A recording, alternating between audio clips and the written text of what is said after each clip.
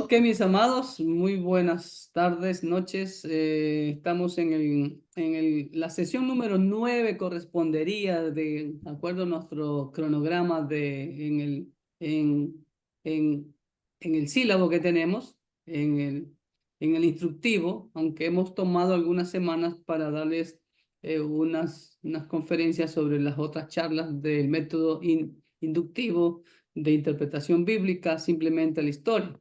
Pero hoy nos toca el capítulo 8, que corresponde para hoy del libro de Hermenéutica, Principios y Procedimientos de Interpretación Bíblica del doctor Henry Burkhardt. Y el título es Aplicación del mensaje bíblico. Entonces vamos a ver en nuestro cuestionario cuáles son las preguntas que tenemos para este capítulo 8. Y la primera pregunta nos hace, que nos hace esta sesión 9 es: ¿qué es la deducción de principios y cómo difiere de la alegorización? ¿Ok? Esa respuesta la podemos ver claramente en la página 180. Abajo dice la deducción de principios. Bueno, el título está ahí: deducción de principios, una alternativa a la alegorización de las narraciones de la Biblia. Recuerden, como ya le hemos mencionado, ¿no?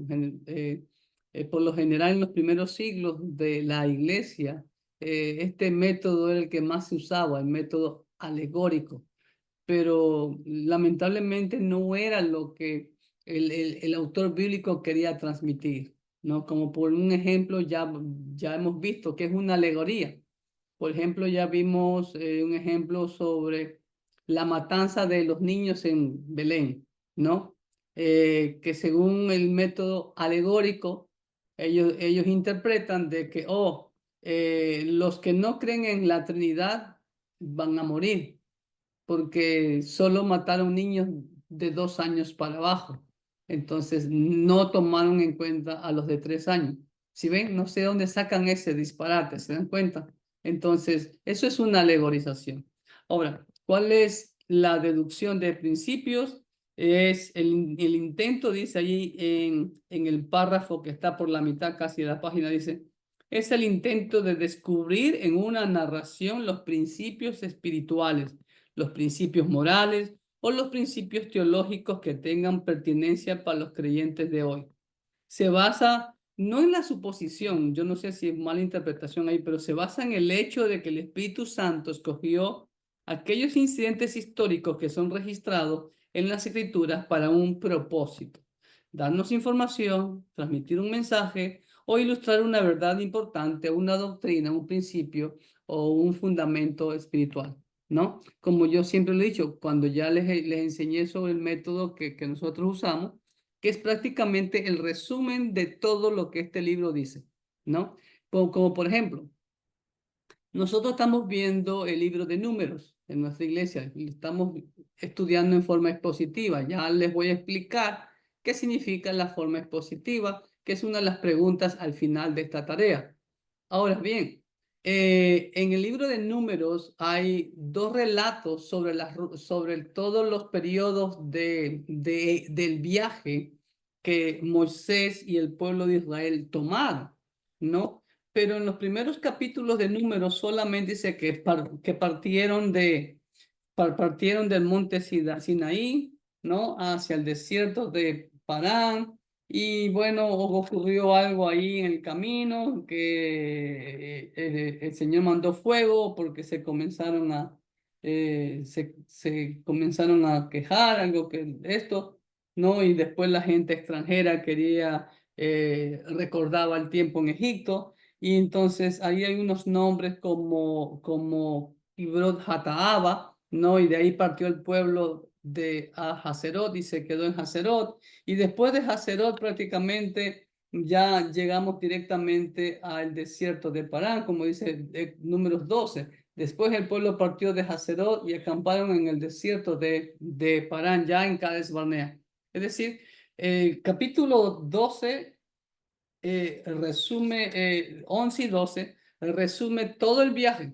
Pero si nos vamos más adelante en el libro de Números, por ejemplo, en el capítulo 38, si no me falla la memoria, déjeme ver, perdón, capítulo 33, Moisés da un relato ¿cómo se dice? Pormenorizado de cada una de las etapas del viaje hasta Cades Barnea, ¿no? Como dice ahí, estas son las jornadas, ¿no? Y mire cuántas jornadas hubieron. Hubieron 42 jornadas, ¿no?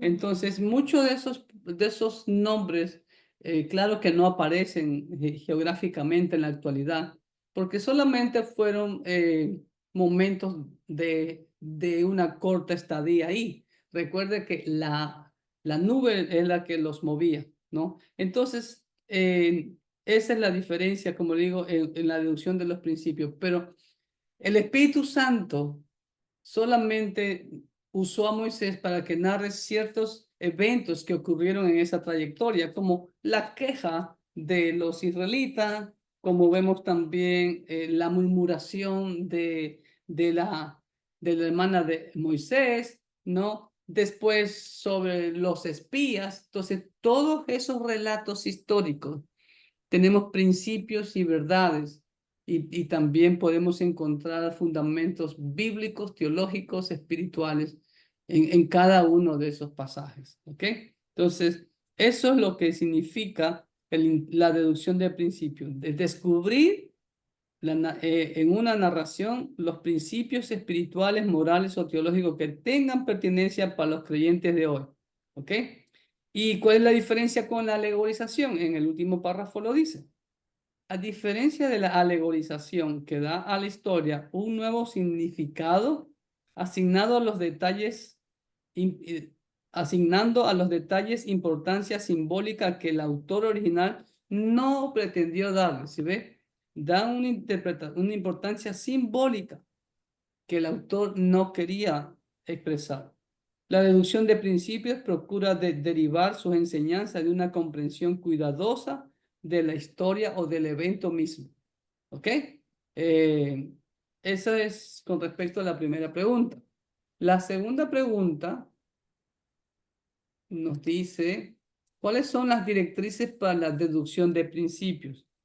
Eso lo vemos en la página más adelante, que es la 186, al final, dice el título o el subtítulo, Direcciones para deducir principios. ¿Cuáles son esas 5 directrices?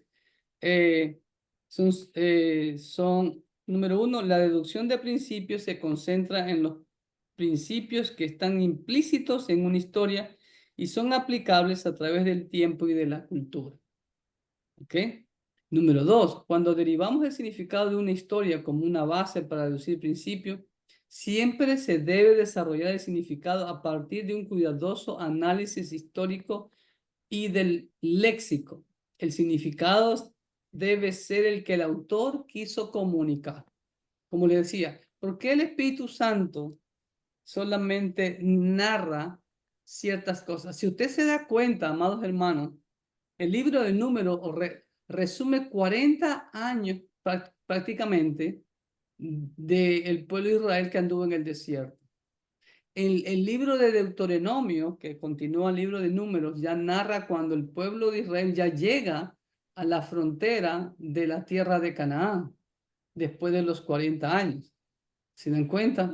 Entonces, pero entre esos 40 años que estuvieron ahí en el desierto, ¿no? Y aún específicamente en los primeros meses, en los primeros años, ocurrieron eventos que puede decir uno, no, eso no nos interesa a nosotros, eso no se aplica hoy. Hermano, sí se aplica hoy. Los principios siguen vigentes.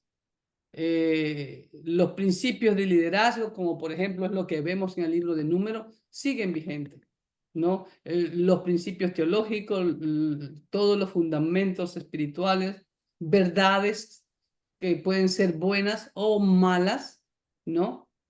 Como por ejemplo, ayer estamos estudiando Números capítulo 14, ¿ok? Ayer, pero desde la semana pasada estamos estudiando número 13, donde mandaron a los espías, ¿ok? A los 2 espías. Entonces vemos que los 2 espías vieron la misma tierra, vieron lo mismo, Pero vemos la diferencia en que solo dos tuvieron una cosmovisión diferente. Entonces, ahí podemos ver claramente cuál es el principio que los hizo ver cosas diferentes. La fe. Los otros 10 eran incrédulos, no creyeron en el Señor cuando vivían bajo la nube de Dios, ¿no? Y vieron todos, ellos fueron testigos visibles, físicos, de todo lo que Dios hizo. O sea, pero sin embargo, ahora, ¿y cuál es la aplicación hoy en día? Sucede hoy en día lo mismo. Aunque Dios no está sobre nosotros, sobre una nube, como lo estuvo con ellos, para protegernos de el sol en el desierto durante el día o del frío durante la noche con la columna de fuego, pero Dios sigue mostrando sus bendiciones. Dios sigue mostrando sus maravillas todos los días. Cada vez que nos levantamos, Dios muestra sus maravillas. Amén. Sí. Entonces, la tercera directriz es: desde una postura teológica, el significado y los principios derivados de una historia deben ser consecuentes con todas las demás enseñanzas de las Escrituras, ¿no? ¿Por qué ciertos libros no están dentro del canon? Porque no son consecuentes con las demás enseñanzas o doctrinas de la Escritura, ¿no? Recuerde que ese fue uno de los principios que usaron para establecer el canon. ¿Qué libros entran y qué libros no? Entonces, si un libro contradice, por ejemplo, que la salvación es por fe, ¿no? Entonces, inclusive yo les he dicho algunas veces que Martín Lutero, algunos reformadores, creían que el libro de Santiago no debería estar incluido en el canon de la Biblia porque supuestamente contradecía a lo que Pablo decía. Y no, si hacemos un examen cuidadoso, una buena exégesis del libro de Santiago, muy por el contrario, Santiago afirma rotundamente lo que Pablo decía, que la fe sin obras es muerta. Entonces, Santiago ahonda más en que que si yo tengo fe realmente, muéstrame tu fe por tus obras, no por palabras, porque nuestra fe no es una fe muerta, es una fe viva. ¿Ok? Número 4. Los principios derivados por ese método pueden ser normativos o no. Por ejemplo, eh, es válido decir que a veces Satanás usa el significado anterior para atentar a los creyentes de hoy, pero no sería válido decir que siempre emplea sus métodos o que emplea solo sus métodos. Así es.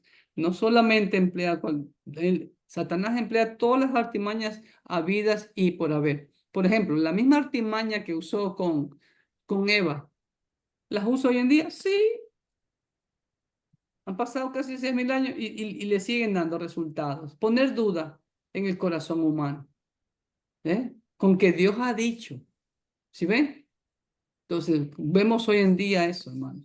Número 5, la quinta directriz es: los textos tienen solo un significado, pero pueden tener muchas aplicaciones.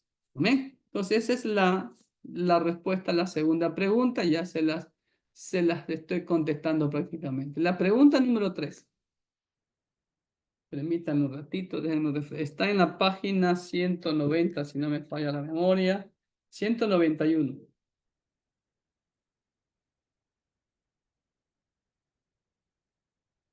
Dice: ¿cuáles son las directrices para discernir si los principios son transculturales o culturales?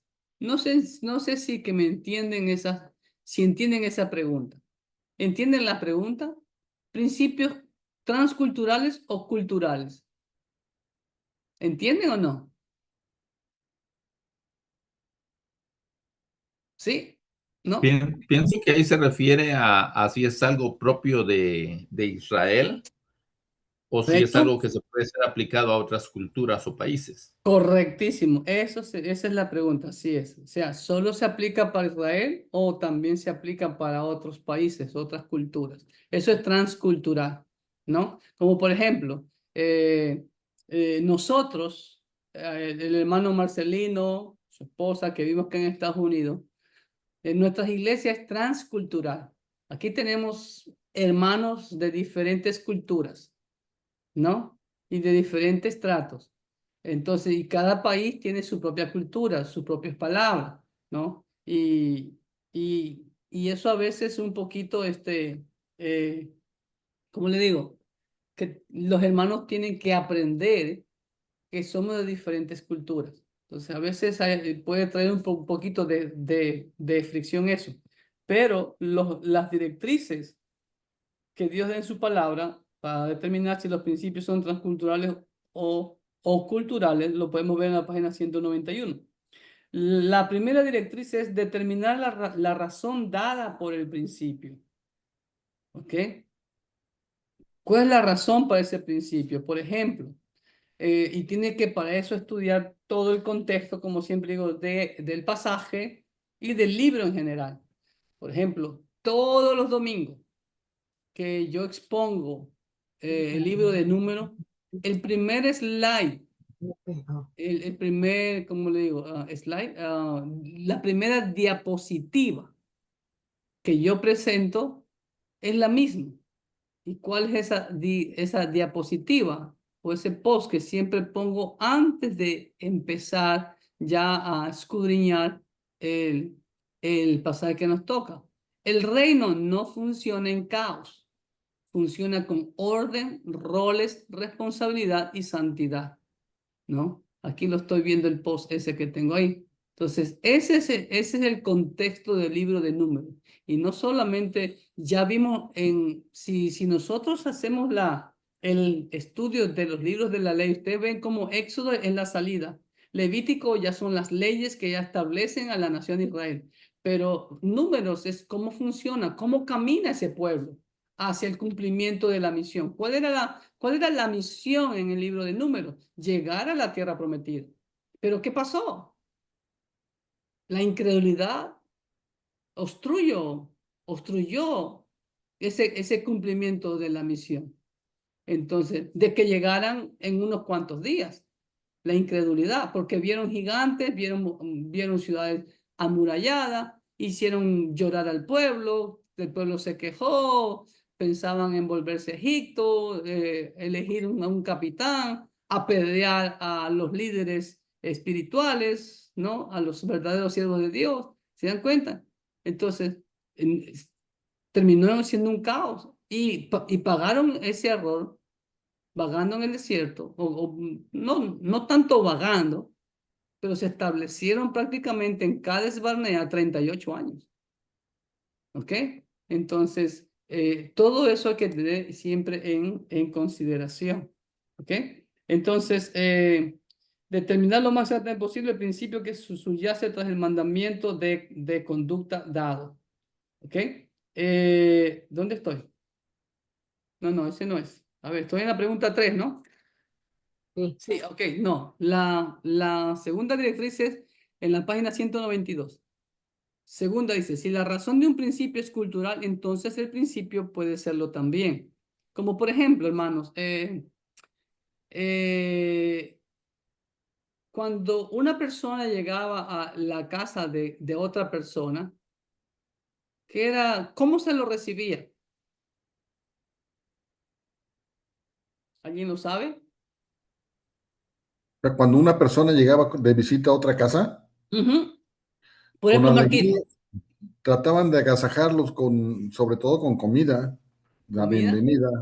Ok, tú vas a la casa de Dianita para ir a hacer las tareas. Entonces, en Israel, cuando tú llegabas a una casa, ¿qué es lo primero que hacían? Lavarle los pies. Correcto, lavarle los pies, te lavaban los pies. Entonces, ahora que vayas a la casa de Dianita, Te voy entonces a lavar Dianita los pies. te va a lavar los pies, Dianita. ¿Te das cuenta? O sea, Sí, pero con piedra Pómex. eso sí, para sacarte todos los cayutas que tiene. Le vamos a Ok. hacer una exfoliación. Exfoliación, exactamente. ¿Sí ve? ¿Sí ve? Entonces, eso es algo cultural, eso no es transcultural, o sea, eso no traspasa. Y de hecho, hoy día en Israel tampoco se lo hace, ¿no? Pastor, perdón que lo interrumpa, Sí, pero sí, también sí. observo mucho que cómo se saludaban, por ejemplo, la paz esté con usted o shalom, ¿no? Como, Sí, la paz siempre ajá, es decir, la paz ajá. esté con vosotros. Y hasta ahora ellos usan a veces ese saludo. Shalom Aleinu. Es lo que dice en hebreo, ¿no? La paz esté con vosotros. ¿Ok? Entonces, eso es muy importante también entender. Pregunta número 4. La pregunta 4 nos dice, ¿cuáles son las directrices para discernir si los mandamientos son transculturales o culturales? Los mandamientos, ahora no son principios, sino los mandamientos, y eso está en la página 192 también. Ahí siguiendo lo que acabamos de determinar, dice, directrices para determinar si los mandamientos, aplicaciones de los principios, son transculturales o culturales. Primera, cuando un principio transcultural se incorpora en una forma que era parte de los hábitos culturales de la época, puede modificarse la forma aun cuando el principio permanezca inmutable. Por ejemplo, Jesús mostró al principio que debemos tener una actitud de humildad y voluntad de servir a otros, de lavar los pies a los apóstoles. No estoy hablando de cuando llegue una persona. Ustedes saben que cuando el Señor celebró la Pascua, antes, en esa noche que fue arrestado, Él lavó los pies de sus discípulos. Y usted ve que Pedro no lo entendió. Dice, no, no, no, tú no me vas a lavar a mí. ¿Por qué? ¿Por qué Pedro no quería que el Señor le lavara los pies? Porque Pedro, él sabía que Jesús era superior a él, por decirlo así. Y en la Ya. cultura hebrea, el que lavaba los pies Era era el más bajo de los esclavos. Él era el esclavo era el que hacía esa función, o un empleado doméstico, pero no el dueño de la casa. Jesús estaba con ellos supuestamente como el dueño de la casa, pero el Señor rompió los esquemas, ¿no? Ahora, ¿cuál es el principio? No vamos a lavarle los pies. Bueno, cada vez que celebramos la Pascua nosotros hacemos eso simbólicamente, ¿no? Yo di el ejemplo por 2 años consecutivos, yo le lavé los pies a 2 o 3 hermanos y ya después, el siguiente año, un diácono, después el otro diácono, después este año otro líder de la iglesia. ¿Cuál es el principio? Servicio. Servicio humilde, ¿no? Como ahora encontré un post que creo que le tomé foto y me encantó. Miren lo que dice, y es verdad. El orgullo busca aplausos. El amor busca toallas. ¿Y cuál es la ilustración? Lavando los pies. Ay, perdón, soy medio. ¿Sí ve? Lavando los pies, ¿sí ve? Eso es lo que tenemos que hacer nosotros. Lavar los pies simbólicamente significa servir, servir, servir y servir. ¿Estamos? ¿Ok? Entonces, esa es la primera directriz para los mandamientos. La segunda directriz está más abajo, dice, segunda, cuando una práctica que era aceptada en una cultura pagana se prohibía en las escrituras, es probable que también se prohíba en la cultura contemporánea, particularmente si el mandamiento se basa en la naturaleza moral de Dios. Por ejemplo, ya vimos, creo, la semana pasada sobre el arbolito. ¿Por qué Dios le prohibía a Israel, no, que destruya todo vestigio de idolatría, incluyendo los árboles para cera? Y ya leímos en Deuteronomio, no plantarás un árbol para cera en el altar de Jehová.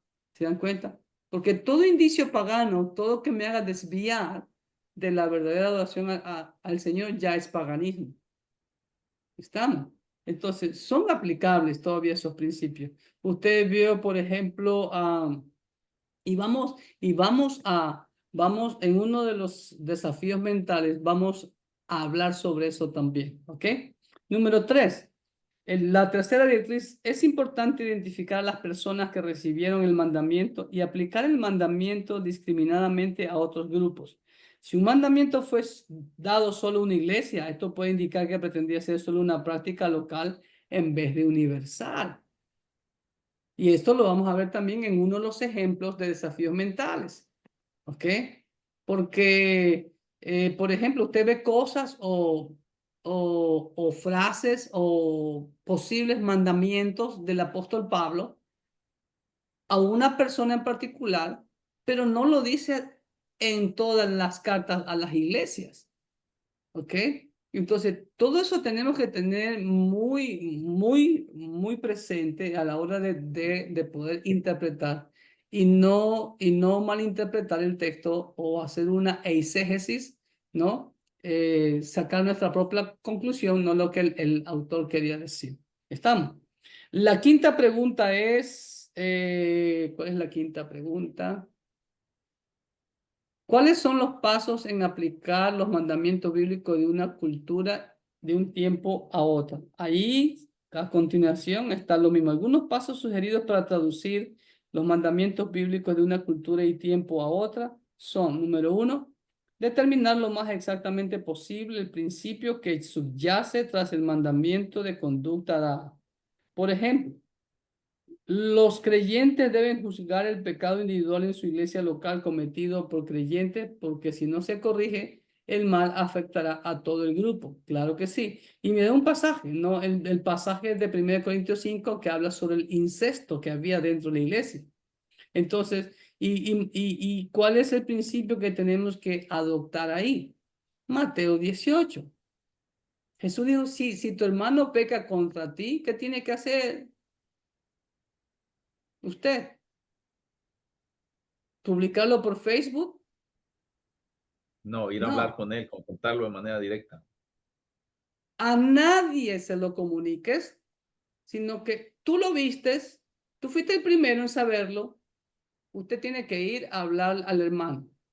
Y déjeme decirle algo, como siempre lo digo a mi congregación y lo digo públicamente.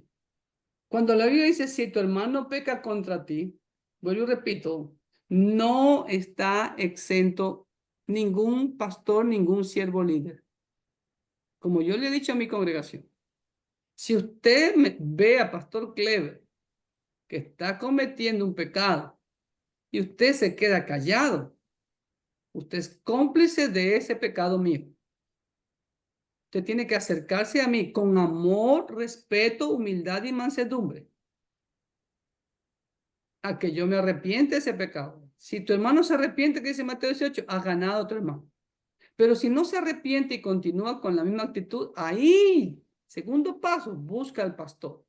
Busca a un anciano, busca a una persona madura espiritualmente para ir a exhortar al hermano, llamarlo al arrepentimiento. Amén. Entonces, pero hoy en día lo sabemos, pero lo practicamos, no. ¿Por qué no? ¿Saben por qué no? Porque nadie quiere quedar mal, entre comillas, con los otros. Uy, no, yo no me peleo con nadie. No se trata de pelear. Se trata de cuidar el testimonio de Cristo. Porque ya usted y yo sabemos. ¿Qué piensa la gente incrédula de nosotros? Díganme, ¿cómo nos tienen a nosotros? Como hipócritas. ¿No es verdad? Por el mal testimonio de unos cuantos. Bueno, ahorita no son unos cuantos, son muchos. Pastores, líderes, ¿no? Y todo lo que sale por las redes sociales ahora. Eso está mermando la iglesia. Y como dijo el Señor en Juan capítulo 17, la unidad. No hay unidad entre nosotros. Entonces la gente no va a creer en Cristo Jesús, que fue enviado por el Padre, como dice Juan capítulo 17, versículo 20 por ahí. ¿Ok?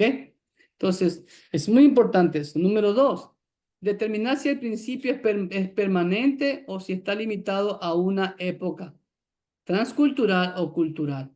¿Ok? Por ejemplo, el principio, por ejemplo, hermanos queridos, ¿usted se acuerda cuando se acercaba la última Pascua? Cuando Jesús le dice a sus discípulos que vayan a la ciudad, y al llegar a la ciudad encontrarán a un hombre con un cántaro en los hombros. Síganlo. Y donde entrar ese hombre, preguntar por el dueño, que el maestro quiere, ya está listo para celebrar la Pascua con sus discípulos ahí. ¿Qué les llama la atención ahí? Ahí hay un aspecto cultural. El hombre que llevaba el cántaro no era común que un hombre ¿No es verdad? Correcto. llevara el cántaro. ¿No es verdad? Era lo más, bueno, era común ver a las mujeres, porque solo las mujeres iban al pozo a sacar agua. No era tarea de los hombres.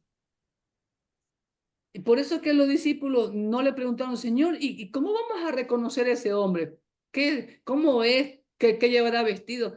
Fácil, lo vas a reconocer porque ningún hombre lleva un cántaro de agua sobre sus hombros. Entonces, lo reconocieron fácilmente. ¿Se dan cuenta?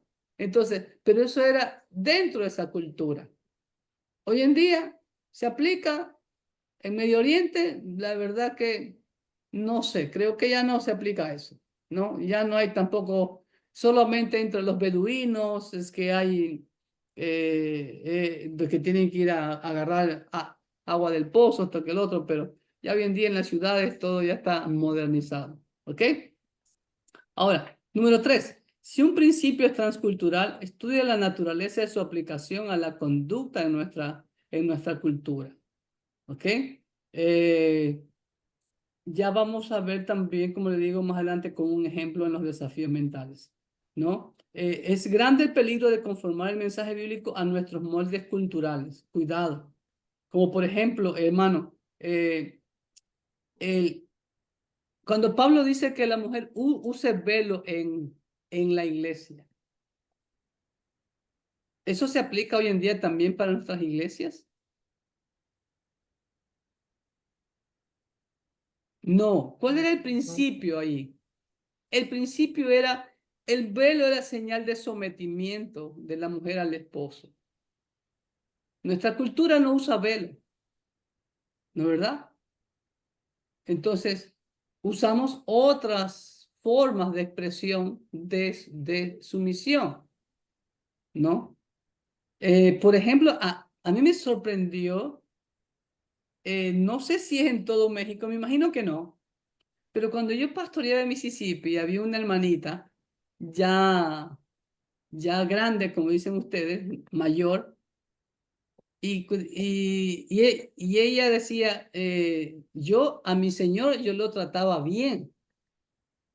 Y cuando decía, mi Señor, al Señor Jesús, no, a mi Señor decía. ¿Y quién es su Señor? Mi esposo, dice. El que era mi esposo. Oh, le decía mi Señor.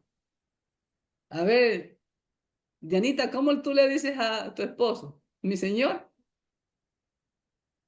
Le Viejo. digo, le digo mi amor. Ah, ya, ok. Pero no sé en qué parte, no sé en qué parte de México usan eso. Me imagino que no es en todo México, ¿no? O será en zonas rurales, qué sé yo. A ver, mis hermanos de México, ¿qué me dicen? Todavía se usa en zonas rurales, pastor. En Oh, sí, Oaxaca, sí. Ajá. en Veracruz, en las zonas serranas todavía se usa. En Mm, Puebla, en las zonas serranas. Sobre todo en el sur de México se usa todavía esa expresión. ándale, pero yo no sé si la hermana era del sur de México, la verdad que no me acuerdo, pero me llamó la atención, ¿sí ve? Entonces, es una forma de sumisión de la esposa hacia el esposo. Ella no usaba velo. ¿Te das cuenta? Entonces, aquí vemos ese principio. El principio es transcultural, estudia la naturaleza de su aplicación a la conducta de nuestra cultura, una conducta de sumisión, no necesariamente poner un velo. Pero hoy en día vemos iglesias que las hermanitas todas van con velo. ¿Qué quieren aparentar poniéndose el velo? ¿Que son más espirituales que las que no usan velo? Ujú, sí. ¿La espiritualidad se la mide por un velo que llevamos en la cabeza? ¿O por la vestimenta? Yo creo Pregunto que yo. más que nada es por costumbre y por decir que siguen costumbres. Porque yo podría decir, sin haberlo preguntado ni mucho menos, que 9 de cada 10 mujeres no saben por qué usan el velo en la cabeza. Que lo traen porque la de junto lo trajo, porque la abuelita lo usaba y la bisabuelita también, y pues ella también. Sí, Pero tradiciones, pero hay iglesias, Marquitos, y creo que esta es la iglesia Luz del Mundo, que es una secta, donde todas las mujeres van con velo, porque es sinónimo de supuestamente sumisión, inclusive al líder de la iglesia. Y wow. Y ustedes ya saben todo lo que está pasando con esa secta, ¿no? Entonces, pero nosotros no es para nosotros esa cultura. ¿Ok? Y lo vamos a ver a la luz de la Biblia, hermanos queridos. En Hechos capítulo 10, que estamos estudiando nosotros en este momento, todos los viernes estamos estacionados ahí, vemos el Pentecostés a los gentiles en casa de Cornelio. ¿Quién era Cornelio? ¿Se acuerdan de Cornelio? Publicano, gentil. No. Era gentil, pero ¿de dónde era? Cornelio capítulo 10. A ver, de Hechos. A ver, vamos, rapidito. ¿Quién era Cornelio, hermano?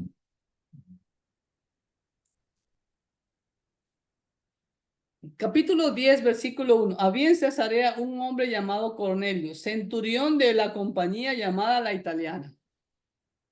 ¿Qué era Cornelio? Bueno, Era un sí, soldado sí. romano. Era un centurión, no solo un soldado, era un centurión. ¿Qué era un centurión? Un centurión era un capitán de 100 soldados, centuria, 100. Y un hombre importante, ¿ok? Ahora, ¿cuál es la vestimenta de los soldados romanos, hermano? Ellos usaban túnicas como Pedro, los judíos, No, era un peto, una pechera de metal, ya, un casco, y abajo, una especie de falda o... ándale, era una faldita que usaban, ¿ok? Y cuando Cornelio se convierte a Cristo, ¿qué le dijo Pedro? A ver, Cornelio, de ahora en adelante tienes que cambiarte esa faldita porque se te ven las piernas y eso puede causar pecado a los hermanos, que esto, que el otro, tienes que usar túnicas. No, él continuó siendo centurión romano. ¿Se dan cuenta? Ahí vemos a la luz de la Biblia que hay cosas que no las podemos tomar transculturales a nuestros días. Porque si fuera así también, ¿por qué nosotros los hombres usamos pantalón? Si Jesús y los apóstoles no usaron pantalones, usaron túnicas, lo mismo que usaban las mujeres, túnicas.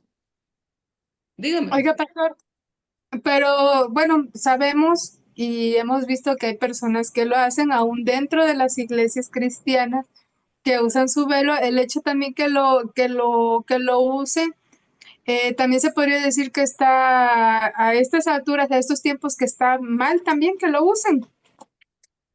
El problema es la motivación, Ujú. ¿no? Como por ejemplo, hay iglesias en donde las hermanas usan solo vestidos largos, ¿ok? ¿No? Y que no se pintan, que no se arreglan, todo eso. Entonces, porque supuestamente el pastor de ellos o su denominación, su grupo, dice que eso es mundano. Pero toman un texto fuera de contexto. Porque justo ahora, mañana, en nuestra lectura diaria, vamos a entrar al libro de Cantar de los Cantares. ¿Ok? ¿Y cómo era la Sulamita? Andaba toda chorreada, con vestido largo, como dicen, ¿cómo es que dicen ustedes? Greñuda, dicen ustedes, ¿no? O sea, sin peinarse, ¿no?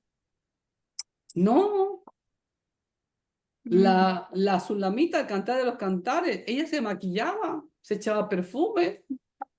Vean, ¿no? Entonces, ahora, ¿cuál es el mensaje de la Biblia? Es que la mujer vista decentemente, punto. Pero ¿de qué vale que las mujeres usen faldas largas, pero tienen una lengua también larga? No todas, pero ¿me entienden? O sea, a lo que voy es, o sea, es más querer aparentar una falsa espiritualidad. Pero tampoco nos vamos a ir al extremo, como yo le dije un día a una muchacha allá en Ecuador, que me molesté con ella, porque vino a quejarse conmigo de que un muchacho le había peñiscado su barriga. ¿Y sabe por qué le había peñiscado su barriga? Porque fue con una blusita hasta aquí, que se le veía toda la parte del ombligo. Y le digo, ¿y quién te manda a venir así? ¿Tú crees que esa es una vestimenta apropiada para una chica de Dios? Y más dentro del templo. Se me quedó callada. ¿Se dan cuenta? Entonces, tenemos que vestir las damas, como dijo, creo que dijo el doctor John MacArthur, dijo, no, a unas hermanitas se les vería más hermosas si se hacen un poquito de maquillaje. ¿Ok? Pero lamentablemente lo que yo a veces he visto es que también en los varones hay un machismo y no hay dominio propio. Porque si yo tengo dominio propio, podemos ver lo que sea y no pasa nada. Pero lamentablemente toman un texto y lo hacen ya como una doctrina, como un absoluto. Y el que no está con ellos, entonces es mundano. Y eso es lo triste. Y ellos sí son los tremendos espirituales, ¿ok? Así que cuidado, entonces, que los varones también se pongan túnicas, para que entonces anden como los apóstoles, anden como Jesús. Me acuerdo una vez yo en Mississippi, prediqué sobre eso. Y yo no salí hasta la hora de la predicación. Y todos se preguntaban, ¿dónde está el pastor? ¿Dónde está el pastor? Porque no me veían sentado al lado de mi esposa, ¿no? No, que justo en el momento de la predicación, ahí salgo yo por atrás y salgo vestido con una túnica. Y le pregunto a los hermanos, ¿me veo más espiritual así? Ya usted puede imaginarse lo que me dijeron los hermanos, ¿no? ¿De verdad? Entonces, es como, por ejemplo, el hermano Rafat, cuando yo fui a Egipto con el hermano Rafat, en un pueblo, Acaca, me regalaron una garabella. Una garabella es como una sotana, como una túnica. Porque todos ahí usaban garabella, hasta los niños. Entonces, bueno, es diferente porque es la cultura de ellos. Entonces, yo me vestí como se visten ellos. ¿Y qué ocurrió? Hallé gracia con ellos, ¿no?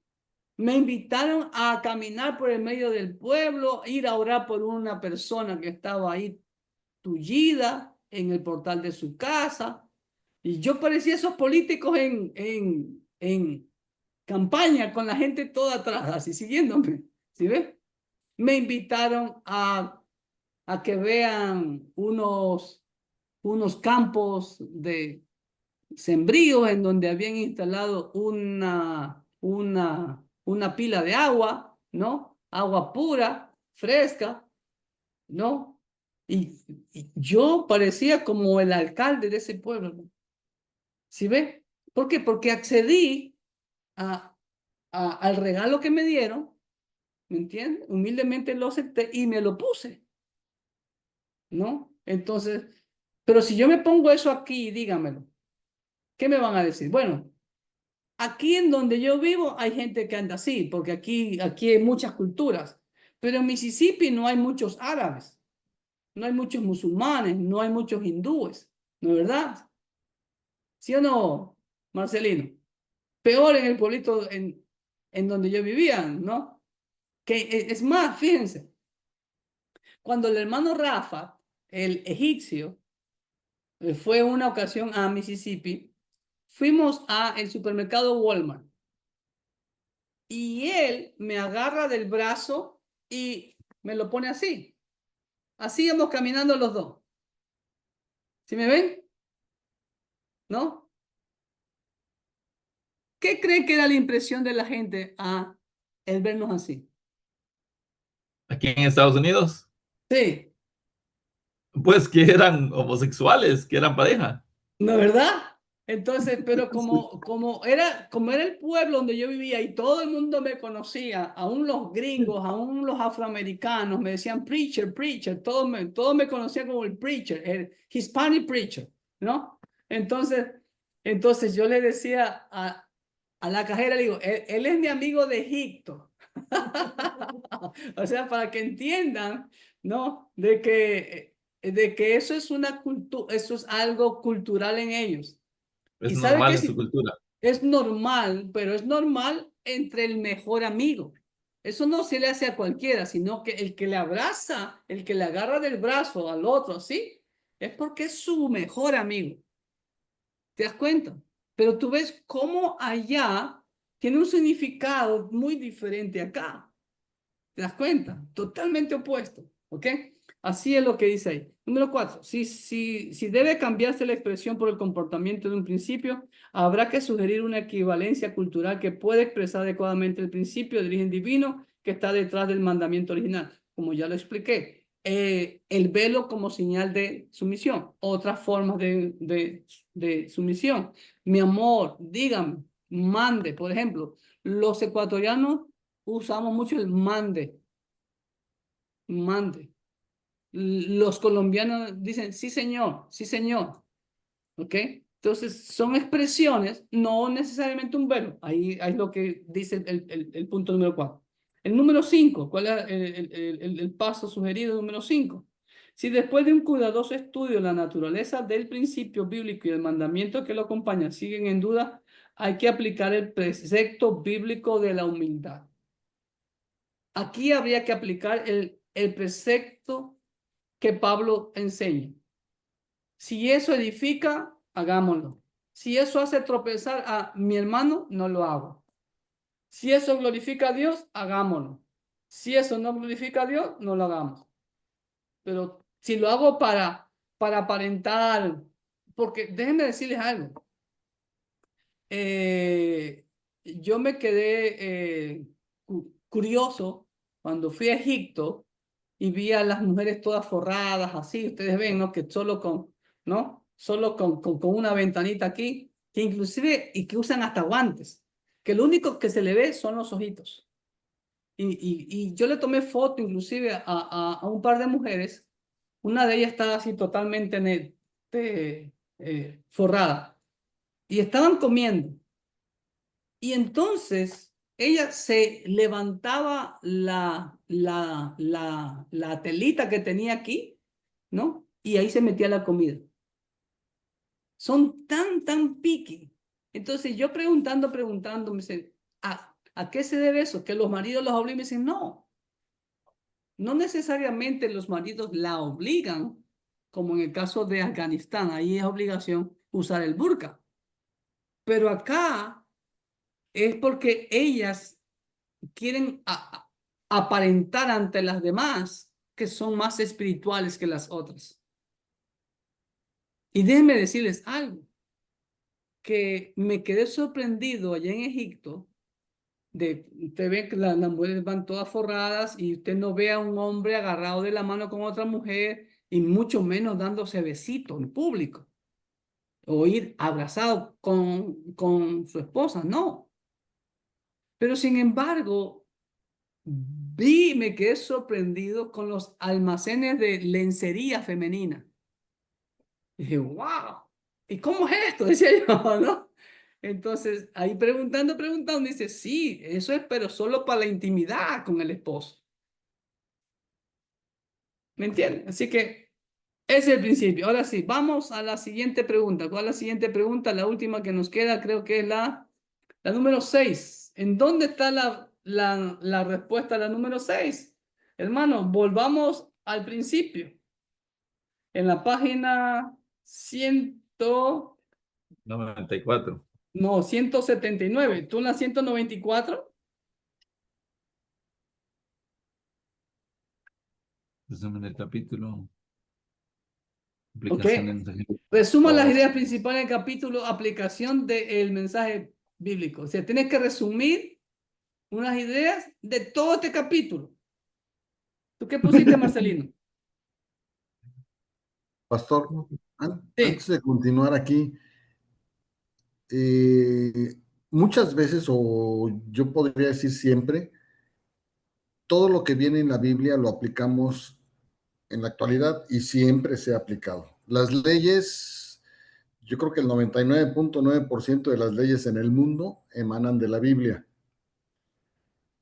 Aquí yo creo que sí aplica uno de los dichos que tenemos aquí en México, que es: a la tierra que fueres, haz lo que vieres, refiriéndose precisamente de que cuando llegó tu amigo el egipcio, el pastor, y te agarró del brazo, pues aquí en América no se valía, pero si hubieras estado en Egipto, hubiera sido muy bien visto, Claro. porque era su amigo.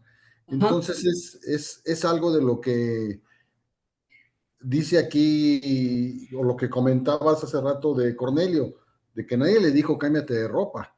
O sea, Ujú, ujú. si tú estás en tu tierra, sigue haciendo lo que hacen en tu tierra, pero hazlo guardando los principios que marca la Biblia. Correcto, y eso fue la resolución del primer concilio de la iglesia en Hechos capítulo 15. No le dijeron a los gentiles cristianos: hey, miren, ya no se vistan así. No, simplemente que absténganse de los ídolos y del ahogado y de sangre. ¿Te das cuenta? Ok, porque no puedes cambiar la cultura de un pueblo. ¿Me entiendes? Ahora, yo me desquité con Rafa. El domingo, ¿no? Y todas las hermanas ahí contentas, ¿no? De ver al hermano. Entonces le digo, ahora, yo le dije a las hermanas: vayan, tómense una foto con Rafa, abrácenlo a Rafa. Entonces, fue Rafa en medio y abrazado por 4 hermanas. Le digo, ¿sabes qué? Ahora voy a subir esta foto a Facebook. Me dice: no, no, me matan en Egipto. Digo, sí ven, pero tú, a mí no me importó, digo, de que hayan pensado mal de mí ahí en el Walmart. Digo, sí, digo, porque aquí, entre nosotros y más entre los ecuatorianos, digo, es muy común, y ya vamos a ver eso, muy común abrazarnos entre hombres y mujeres, ¿no? Es muy común, y darnos besitos en la mejilla, besito y abrazo, ¿no? Es como, por ejemplo, eso del ósculo santo. Por ejemplo, en los centroamericanos no es común eso de darse besito en la mejilla cuando se saludan o cuando llegan a la iglesia, ¿sí o no? Cuando llegan a la iglesia, ¿qué hacen ustedes? Se dan la mano, ¿no, verdad? En cambio, nosotros no. Nos vemos en donde quiera que nos vemos. Hola, ñaño. Besito en la mejilla y abrazo. Y es muy normal, sin ningún tipo de morbosidad. Es muy normal entre nosotros los sudamericanos. Y tan así que mis hermanos en la iglesia ya se han acostumbrado. Las hermanas a mí me saludan con besos, ¿sí? Pero entre los otros se dan la mano. ¿Me entiendes? Entre los salvadoreños se dan solo la mano, pero el pastor sí le dan besito en la mejilla. ¿Me entiendes? Entonces, a la hermana Yoko también. ¿Me entiendes? Porque ya ellos han entendido que nuestra cultura es así. Inclusive, la hermana más anciana de la iglesia, y lo he dicho públicamente, si yo el único que doy beso en la mejilla es al pastor. ¿Sí? Porque, ¿me entiendes? Pero no podemos imponer nuestras culturas a otros, ¿me entiendes? Entonces tenemos que respetar nuestras culturas, nuestras comidas, aún nuestras palabras, ¿no? Porque, por ejemplo, que si yo sé, por ejemplo, que si yo voy a México, por ejemplo, a mí me pasó eso, ahí en Veracruz. Un día, José Luis, ya después que dimos las conferencias, ya estábamos un día antes para venirnos. Me dice: Clever, te voy a llevar donde hay un buen café. El mejor café de aquí de Veracruz. Me llevó a un lugar, yo no sé dónde era, pero me llevó.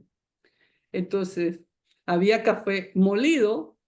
Entonces, me pregunta la señorita: ¿cómo quiere usted el café? Y yo le digo: yo lo quiero en pepa. Entonces,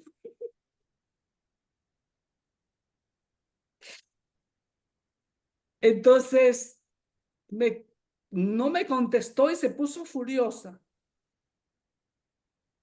Y como al minuto, ahí recién resucita José Luis y me dice: Clever, no, eso no debiste haber dicho. Le digo: ¿de qué? Del café. ¿Cómo? O sea que solo lo da molido. no lo dan en pepa. No, me dice, no se dice esa palabra, me dice. Tienes que pedirlo en granos. Entonces me dijo, esa palabra es fuerte aquí. Le digo, señorita, perdóneme, le dije yo no soy mexicano, soy ecuatoriano, perdóneme, ¿ok? Le dije yo le pedí perdón, aún así ella estaba bien seria, ¿no? Pero yo quiero mi café en grano. Es como también en Centroamérica y Sudamérica hay lugares donde tienes que decir fruta bomba, Fruta bomba. no puedes decir papaya. En mi país no saben lo que es fruta bomba, es papaya. Sí, pero por ejemplo en Cuba, Y en Cuba no puede- no.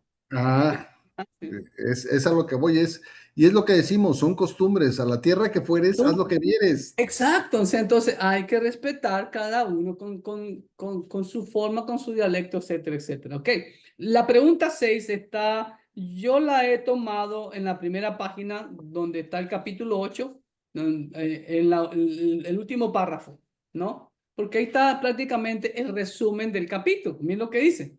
En la página sería la página 179. Este capítulo se divide en dos partes. La primera parte describe un método de deducción de principios, que es un modo hermenéuticamente legítimo de mostrar la importancia de las porciones narrativas de la escritura para los creyentes de hoy. La segunda mitad del capítulo propone un modelo de traducir los mandamientos bíblicos de una cultura a otra. Punto. ¿Ok? Entonces ahí estamos. Ahora sí, vamos a los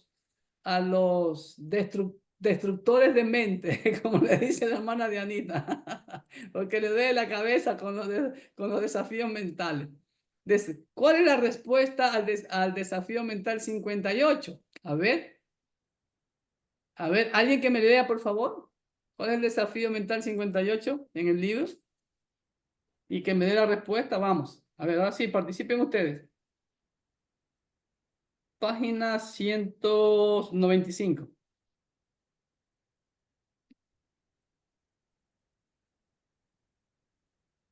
Un voluntario solamente. No todos al mismo tiempo. Basando su opinión en 1 Corintios 6, del 1 al 8, un pastor dijo que es un error que un creyente demande en juicio civil a otro creyente. Según 1 Corintios 6, 1 al 8, ¿es eso hermenéuticamente válido o correcto?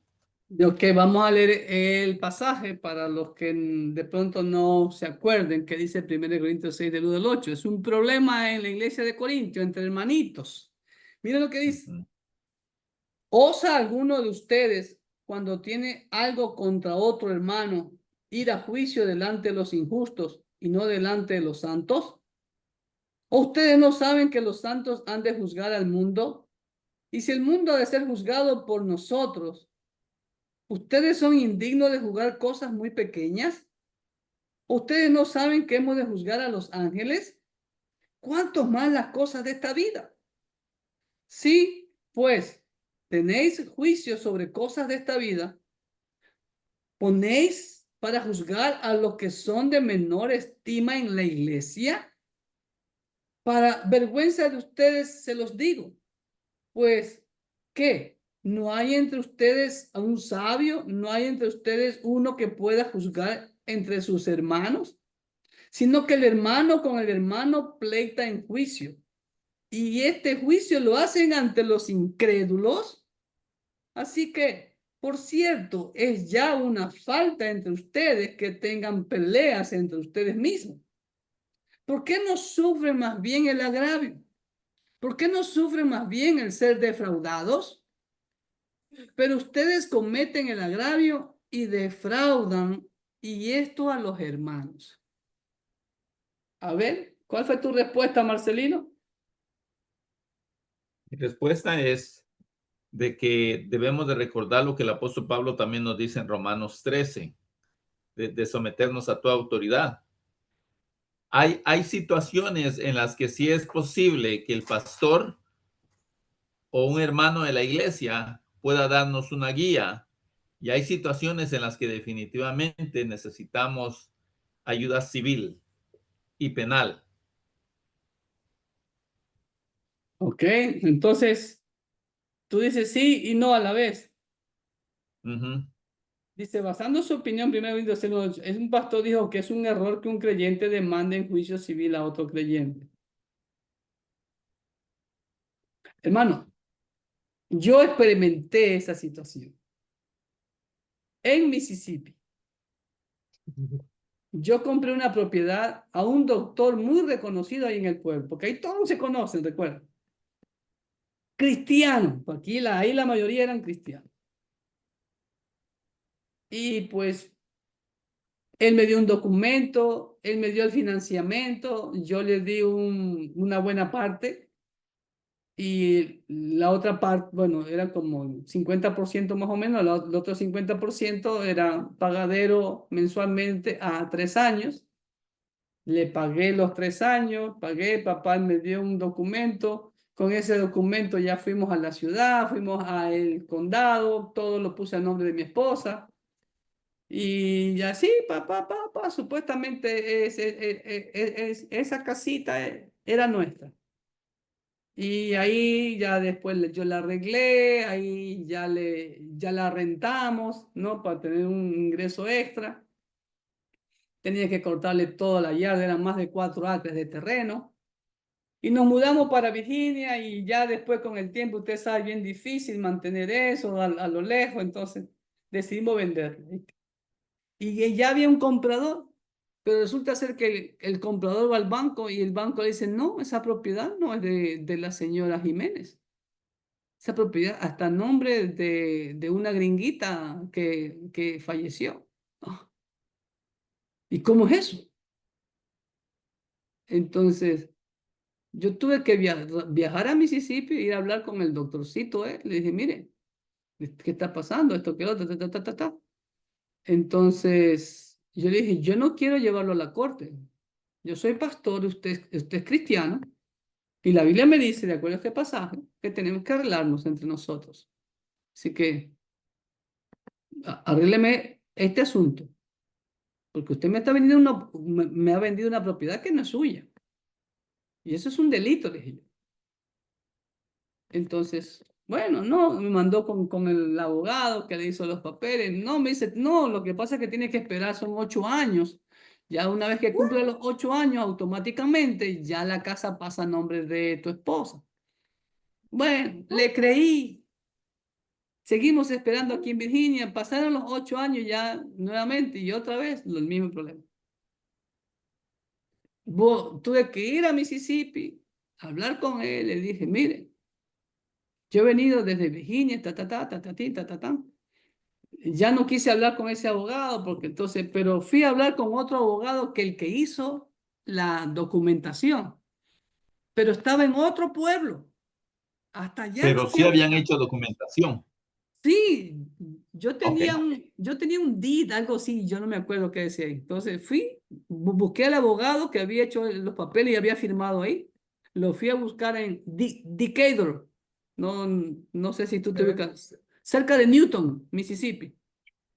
Entonces fui para allá, me atendió a tratar. Le digo, no, que sí, que esto, que lo otro. Mira, ¿sabes qué? Así que le digo, mira, yo no puedo hacer nada y no voy a hacer nada en contra del doctor, porque es mi amigo. Y él fue honesto, y estamos hablando de cristianos. Me dijo, nadie te va a hacer algo en contra de él porque todos somos amigos. Entonces, ¿qué tenía que hacer yo? Acudí a otro lindo hermano americano que nos apoyaba. Él era el que me regalaba proyectores para llevar a Cuba, los países que iba, yo iba y regalaba. Tenía dinero, el hombre era rico, rico. Y hablé con él para que él intercediera, esto que el otro. Entonces él intercedió supuestamente y me hicieron un documento en que me iban a devolver todo, pero que mi esposa tenía que firmar a nombre de otra persona que ni conocíamos. Entonces yo le dije, hermano, mi esposa no va a firmar ese documento porque nosotros no hemos hecho negocio con esa otra persona. Ahí tiene que constar el nombre del doctor fulano de tal que me vendió eso. Entonces se enojaron y esto que entonces no tuve más remedio que ahí en Oxford, Mississippi, donde vive mi hija, le digo, Alison, búsqueme un abogado. Y ahí tuvo que el abogado, en una semana ya tuvo mi dinero aquí. ¿Ok? Pero en estos son casos mayores, lamentablemente Exacto. porque él no quiso acceder. Pero hermano, lo ético y lo bíblico es que entre los creyentes tenemos que solucionar. Ahora, por ejemplo, Pero, pastor, si sí, faltamos a los mandamientos, merecemos un castigo. Ahorita estaba yo pensando, si alguien delante de muchos, estamos hablando de hermanos, mata a un tercero, sea o no cristiano, ¿merece o no castigo? claro que sí, claro que sí, claro que sí. Pero vuelvo y te repito, por ejemplo, a veces hay litigio entre hermanos. Hay casos entre hermanos. Hermanito, mira, estoy fregadito, préstame un dinerito y yo te lo pago después. Y el hermano hasta deja de venir a la iglesia para no verte. ¿Qué haces ahí?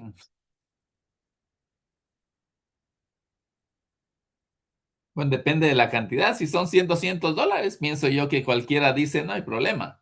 Pero si Ya, hablamos de 10,000 o $20,000, es era diferente. el caso nuestro, eran $35,000. Ujú. Exactamente. Entonces, ahí es donde se aplica eso. La hermenéutica o la exégesis del hermano estuvo correcta o incorrecta. Entonces, nosotros podríamos decir que sí, dependiendo de la situación, como decía nuestro hermano Marco Aurelio.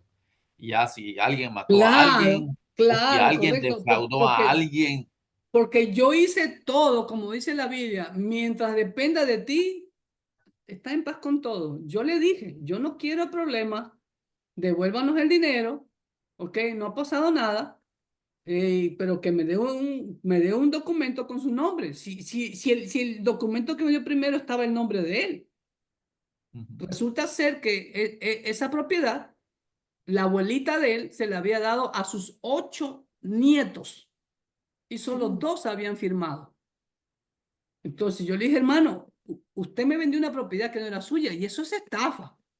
Yo digo, Exacto. y yo lo puedo demandar. Lamentablemente mi inglés no es fluido, ¿no? Entonces, pero digo, yo lo puedo demandar y sacarle más dinero, pero yo no voy a hacer eso, le dije yo. Pero no sé si el abogado le sacó eso a mi esposa, porque a la semana, hermano querido, a la semana aquí me llegó el cheque. Como por ejemplo, a nosotros nos pasó un caso, pastor.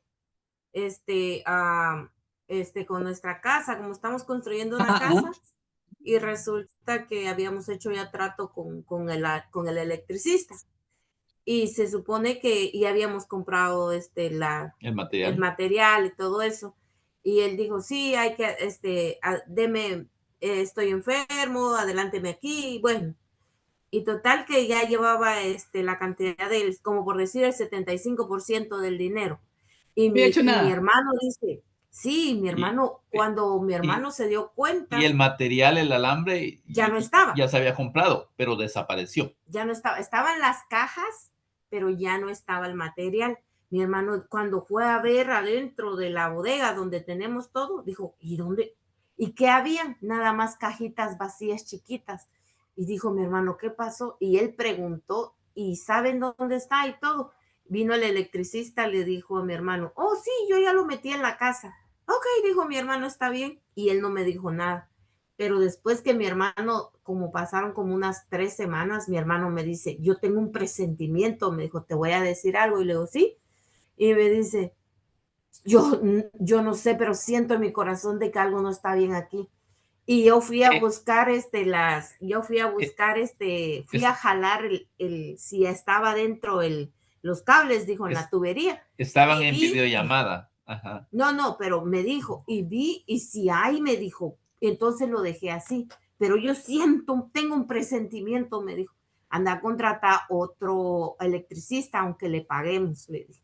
Y fue, ¿y qué pasó? Que haga de cuenta que era como una brazada nada más que había de cable metido en cada agujero, hermano.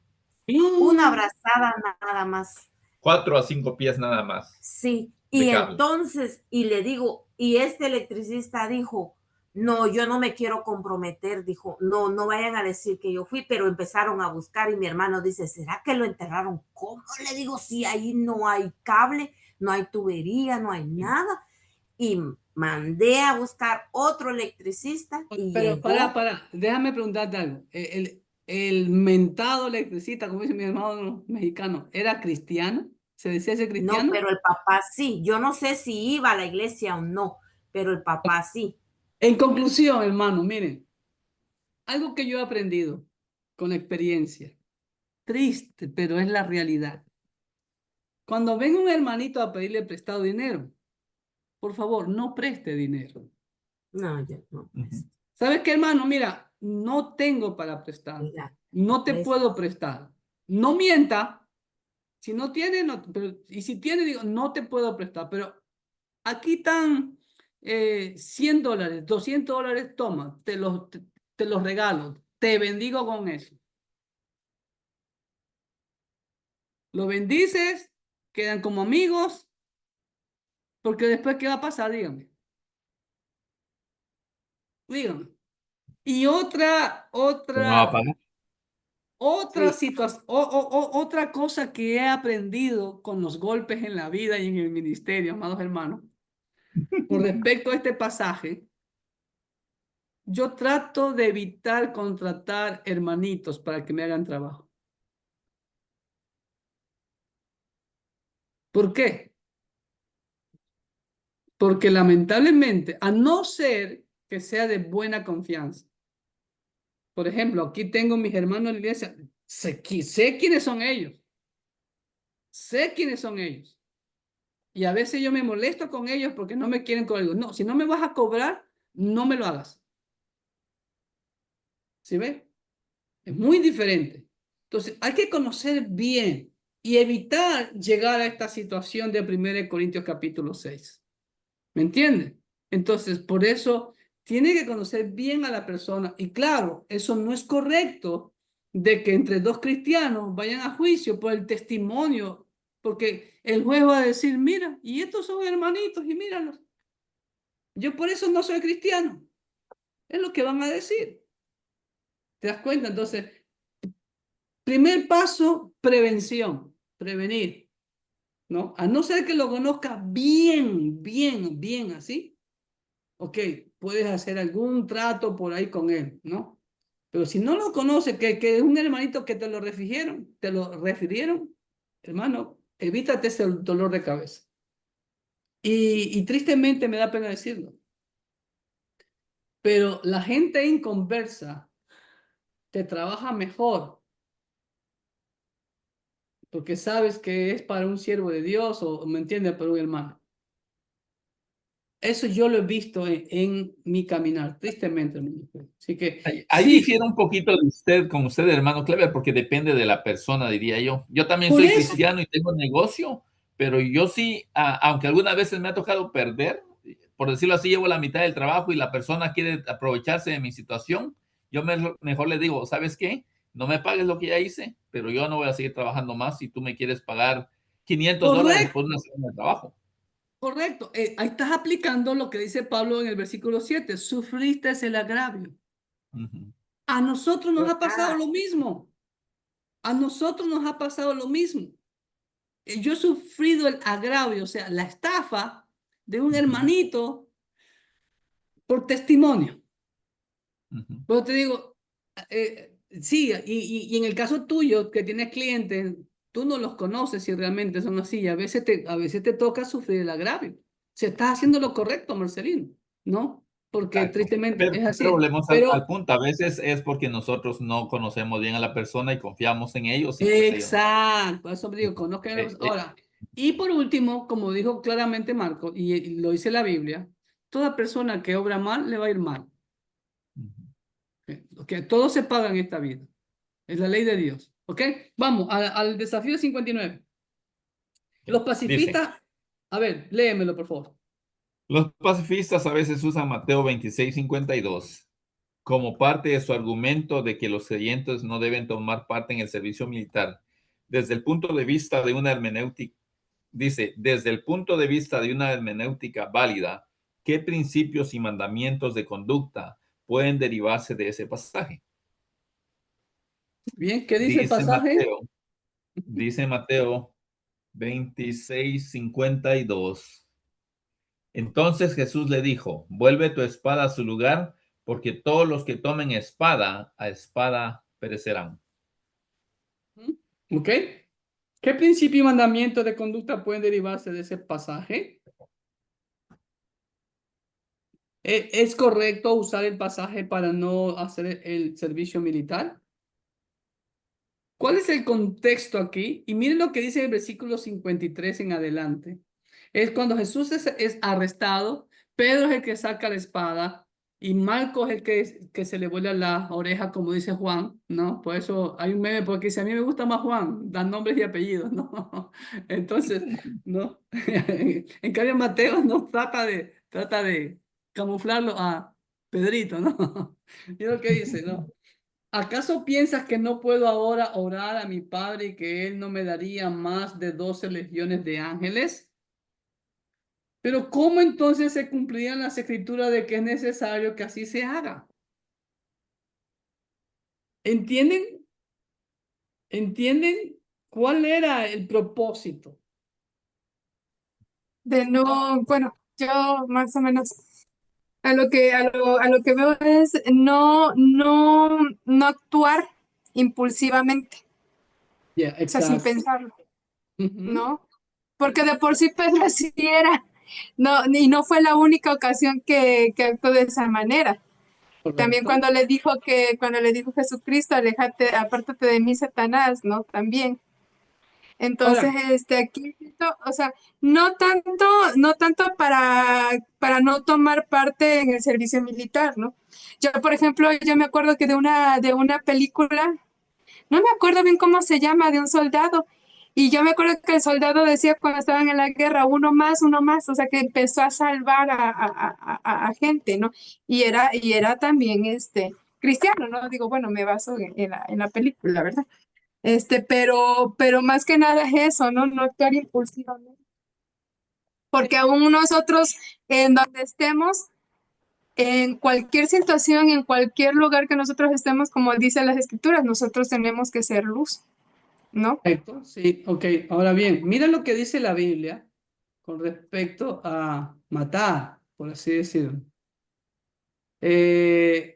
En Éxodo 23:7 dice, de palabra de mentira te alejarás y no matarás al inocente y justo, porque yo no justificaré al impío. También en Deuteronomio 27:25 dice, maldito el que recibiere soborno para quitar la vida al inocente. ¿Ok? Al inocente. No matarás al inocente. Ahora, este pasaje está mal tomado, mal usado por los pacifistas. Porque primero que nada, yo me hago la pregunta, ¿acaso Jesús no sabía que Pedro llevaba una espada? Sí. Entonces, ¿por qué Jesús no le prohibió que dejara la espada? Porque era común. ¿Para qué? Para defensa de asaltantes, esto que lo otro, en los caminos que ellos andaban, ¿me entienden? Entonces, si es que Pedro hubiera sido asaltado y en defensa propia mata al asaltante, ¿era pecado? De No. acuerdo a Éxodo y a Deuteronomio, no matarás al No. inocente. Sí, pero él no era inocente porque imagínense, iba a saltar y iba a matarlos, entonces. Iba a robar. Por eso, correcto, correcto. Entonces, número uno, ¿cuál es el principio aquí, Clara? No hay que ser precipitado, correcto, como dijo Janita. No hay que obstruir la obra de Dios, porque Pedro quería impedir que Jesús fuera arrestado. Por eso mira lo que dice. Le dice el Señor a Pedro, ¿acaso piensas que yo no puedo ahora orar a mi Padre y que Él no me daría más de 12 legiones de ángeles? Imagínense, todo un ejército para el grupito que lo fueron a agarrar. El Señor puede chicharrarlos a todos los romanos en ese momento. Pero viene la pregunta siguiente. Mire, siempre pregunta el Señor, versículo 54. Pero ¿cómo entonces se cumplirían las escrituras de que es necesario que así se haga? Entonces, en principio número 1, no podemos obstruir el plan de Dios. ¿Y cuál es el mandamiento de conducta? Lo que dice la Biblia, no matarás al inocente. Porque como dijo Marco hace un momento, ven conmigo a Primera de Juan. Y te puede volar la cabeza esto, como dicen los españoles. Versículo 16, Primera de Juan 5, 16. Creo que ya lo hemos analizado con ustedes, no sé. Mira lo que dice. Si alguno viere a su hermano cometer pecado, que no sea de muerte, pedirá y Dios le dará vida a ese hermano. Esto es para los que cometen pecado que no sea de muerte. Hay pecado de muerte por el cual yo no digo que se pida. Toda injusticia es pecado, pero hay pecado no de muerte. ¿Qué quiere decir Juan con eso, hermano? Y de ahí la religión tradicional toma este texto fuera de contexto y ahí hace las diferentes clasificaciones de los pecados. Pecados mortales y pecados veniales, no sé cómo que le llaman. ¿No? O sea que no son de muerte. Pero la Biblia dice que el pecado es pecado y que la paga del pecado es muerte. Y habla en general. Pero aquí Juan dice, el apóstol amado, dice, si alguno viera a su hermano cometer pecado que no sea de muerte, pedirá y Dios le dará vida. ¿Ok? El hermano Rodolfo cometió un pecado. ¿Ok? Qué sé yo, se emborrachó. ¿Ok? Pidamos para que Dios le dé vida y esto que el otro. ¿No? Y producto de eso tuvo un accidente, se cayó y se rompió la cabeza, está en el hospital. Ok, pobrecito el hermano, ¿no? Pecó y pues están las consecuencias del pecado. Vamos a orar para que el Señor lo salve. Pero el hermano Luis mató a otra persona. ¿Qué dice Juan? Esto es para los que cometen pecados que no se demuestran. Hay pecados de muerte por el cual yo no digo que se pida. ¿Qué enseña ahí la Biblia?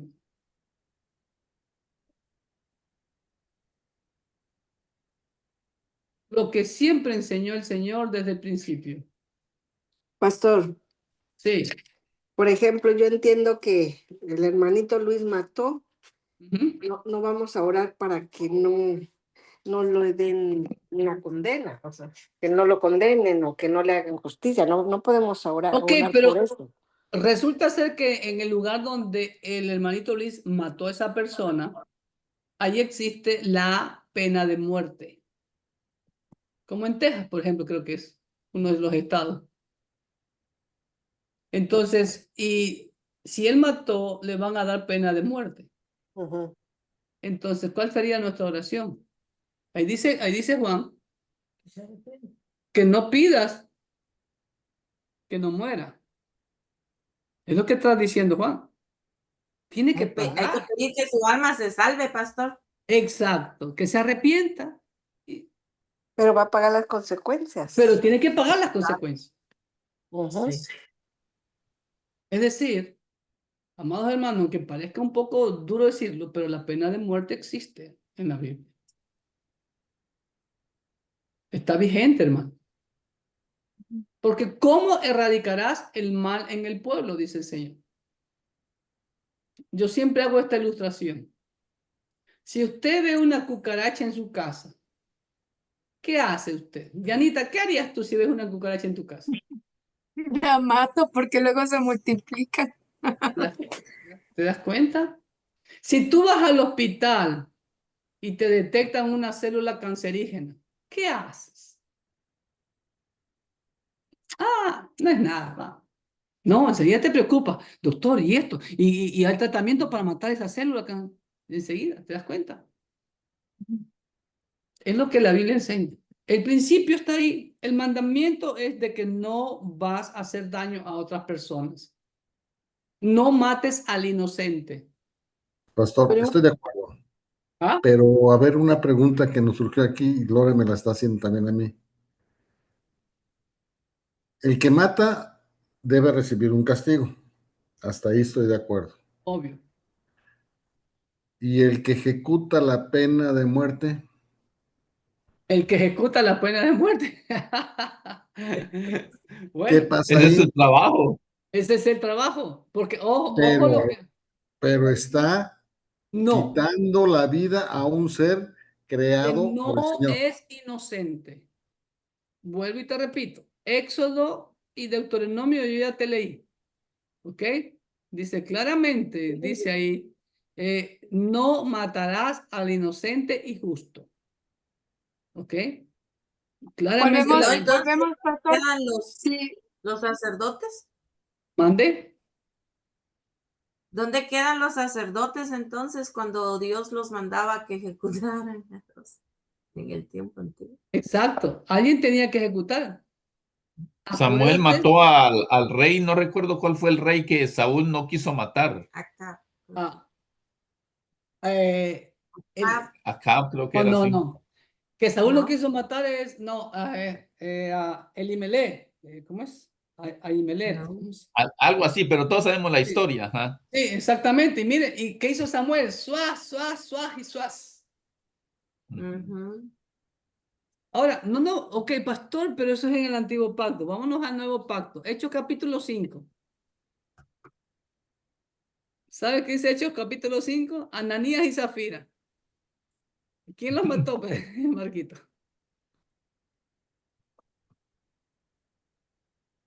Los mató Dios delante de Pedro. La gente puede decir, Pedro, tú los mataste. No, yo no los maté. Ellos mismos se mataron por mentirosos. ¿Ok? Así que yo sé que es duro, o sea, alguien tiene que hacerlo claro. Y ojo lo que dice, no matar al inocente. Ahora, eh, si viene un ejército a invadir tu tierra, tus propiedades, ¿ok? Entonces tú tienes que defenderte, ¿ok?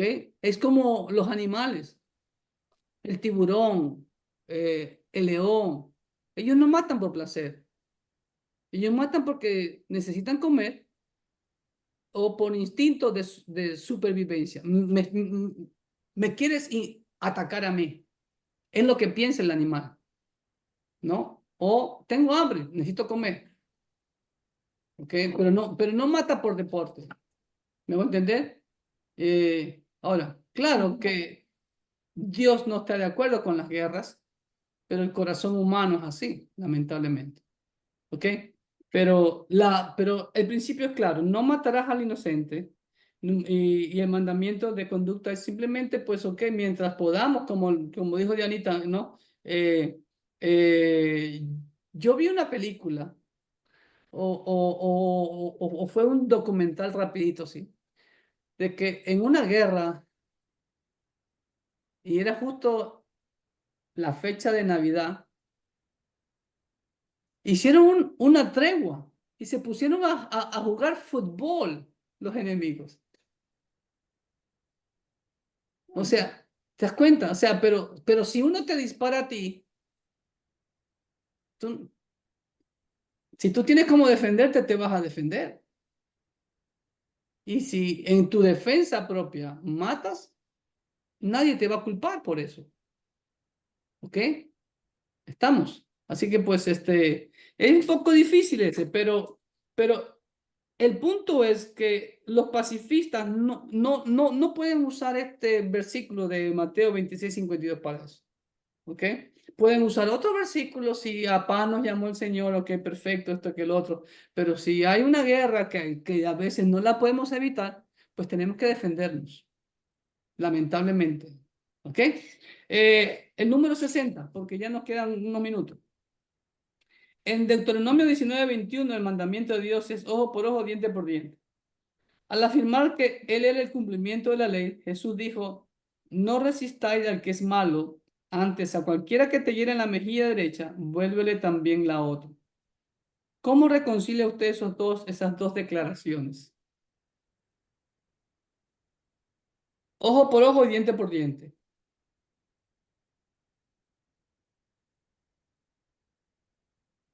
Ahora,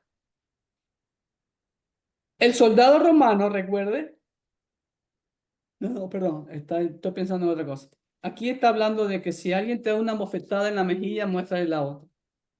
Jesús también dijo sobre el soldado romano, si te obliga a llevar una milla, su carga, llévale una extra. Porque de acuerdo, como tú me mencionaste hace un momento, y el apóstol Pablo habla eso en Romanos, ¿no? Someteos a las autoridades porque son puestas por Dios. El soldado romano tenía autoridad para decirle a cualquier ciudadano de Israel, hey, llévame esto una milla. Era la ley. Pero el Señor va más allá y dice, ok, llévale una milla más. El Señor te dice, ok, si te dan una bofetada, muéstrale la otra. ¿Cuál es el principio ahí? ¿Cómo reconciliamos eso?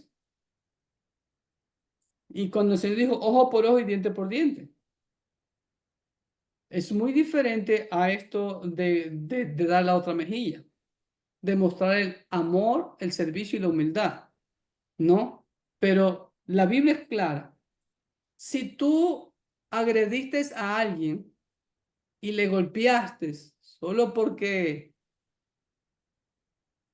y le rompiste un diente, no es que te van a romper el diente a ti. O sea, tú vas a pagar prisión o vas a pagar multa, pues a eso se refiere. O sea, todo pecado, todo delito tiene que ser castigado. Es el principio. Pero con respecto a que si el Señor, si alguien te hiere en la mejilla, te da una cachetada o alguien te obliga a llevar una milla, dale la otra.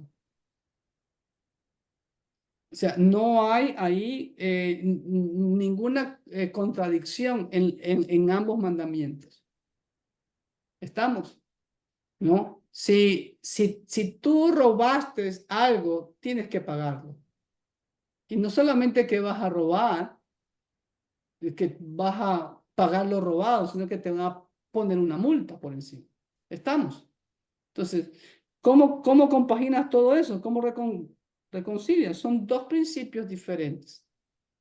El uno es, el de ojo por ojo es que todo delito tiene que ser castigado, como tú lo dijiste, Marco. El otro es que si alguien te humilla porque te da una ofetada como cristiano, yo muestro amor y no venganza.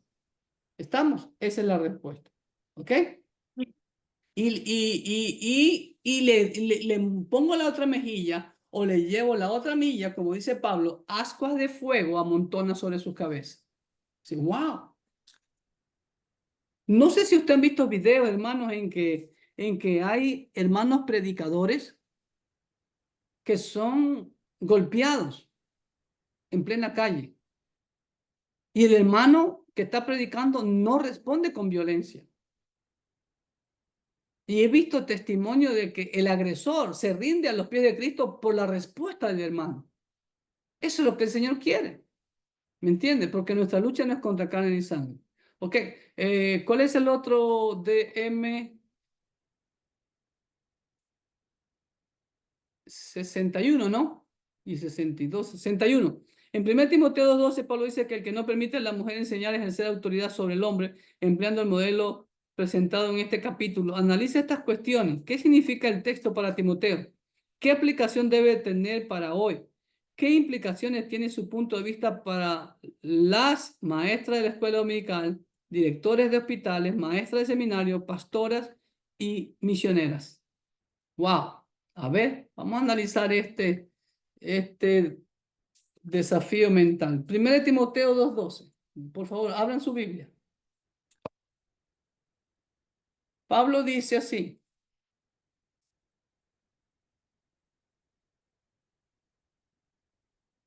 La mujer aprende en silencio con todas sus... Perdón, ese es el 11. El 12 dice, porque no permito a la mujer enseñar ni ejercer dominio sobre el hombre si no estar en silencio. A ver, hermanos.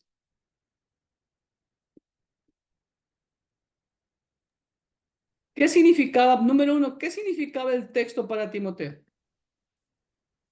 Primero, tenemos que entender, como le digo, el mensaje de la carta, como ya hemos aprendido. El contexto. Primeramente, ¿en dónde estaba Timoteo cuando Pablo le escribe esto? ¿Bien lo sabe?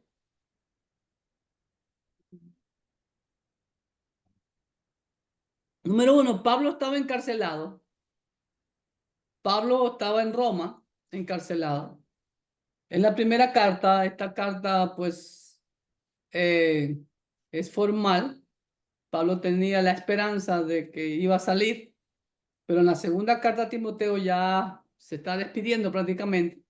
Pero aquí Pablo, mire lo que dice Pablo en el versículo 3 del capítulo 1. Pues lo repito, tenemos que entender todo el contexto, el motivo de la carta, el lugar, lo que ocurría en ese lugar, qué había en ese lugar, todo eso.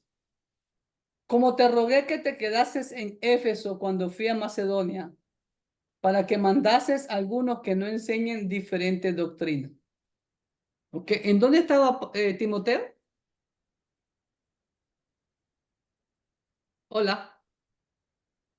Éfeso, correcto. Ahí te estoy leyendo los labios, man. En Éfeso. Entonces, ¿qué ocurría en Éfeso? ¿Qué había en Éfeso, amado hermano? Para que Pablo le dice a Timoteo, ya vamos al segundo capítulo. Ahora, escudriñe bien el versículo 12. Porque no permito a la mujer que enseñar ni ejercer dominio sobre el hombre, sino estar en silencio. En Éfeso enseñaban la doctrina equivocada, ¿no? Digamos, errores. Y por eso le dice Pablo que se quede en Éfeso para que, para Que que no enseñen diferentes doctrinas, correcto. Habían no doctrinas enseñen diferente equivocadas, doctrina, exacto. correcto. Y no solamente que habían diferentes doctrinas, siempre hubo esa lucha y la va a haber hasta el día que Cristo venga, ¿no? Porque según nadie tiene mala doctrina, ¿ok? Todos creen tener la verdadera doctrina. Pero ojo con el contexto. Pablo está en Éfeso, perdón, Timoteo se quedó en Éfeso. Pablo estuvo 3 años ahí, tiempo atrás, recuerden, fue el mayor tiempo que Pablo pasó ahí. Y cuando Pablo estuvo ahí, tuvo que salir de Éfeso corriendo, prácticamente. ¿Saben por qué? Por el gran alboroto que hubo. ¿Cuál fue el gran alboroto que hubo? Los templecillos de Diana, los que fabricaban los templecillos de Diana y las imágenes de Diana o de Artemisa, que era la diosa, sus ventas estaban decayendo. Porque Pablo decía que eso eran ídolos. ¿Se dan cuenta? Y en Éfeso, amados hermanos, estaba el templo más grande de todo ese sector, de toda esa área geográfica, ¿no? De la famosa Diana de los Efesios. Ok, ahora tenemos que entender y cómo funcionaba ese templo a la diosa Diana. ¿Quiénes ministraban a la diosa Diana? Eran sacerdotisas. ¿Sabían ustedes eso? Entonces, por eso que tener un poco de información extra por otros medios que gracias a Dios tenemos hoy en día. ¿Ok? Ahora, Es parte de lo que el apóstol Juan habla en Apocalipsis 2 a la iglesia de Éfeso, ¿no? Cuando le dice que aborrece las obras de los nicolaitas, que son los que estaban hablando de la adoración a Diana, inmoralidad sexual, consumo de alimentos sacrificados a ídolos, etcétera. correcto, correcto. Y eso fue ya más después con el apóstol Juan. Pero ahí en Éfeso estaban las famosas sacerdotisas de Diana, que eran figuras de gran prestigio social y económico. Eran mujeres jóvenes y que eran líderes y que cumplían funciones temporales. Eran de la aristocracia, ¿no? Y ellas tenían roles muy importantes en la administración del templo y aún en la ciudad. ¿Me hago entender? Entonces, alguna de esas mujeres de pronto, recuerde que la iglesia entra a Raimundo y todo el mundo, como dice Pablo, libres y esclavos, ricos y pobres, ¿no? Entonces, estas sacerdotisas tenían un estatus cultural muy dominante en la vida pública de la ciudad de Éfeso. Entonces, cuando ya se convierten a Cristo, ¿cuál es el problema? Que quieren hacer lo mismo en la iglesia. ¿Ok? Pero ahora, la pregunta que yo tengo para ustedes es, ¿por qué Pablo en la carta a los Corintios, a los Gálatas, a los Efesios en ese entonces, a los Filipenses, a los Colosenses, a los Tesalonicenses, no les advierte, no le dicen nada sobre esto, sino que ya al final de sus días, y miren lo que dice el versículo 12, porque no permito, yo, Pablo, no permito a la mujer enseñar ni ejercer dominio sobre el hombre, sino estar en silencio.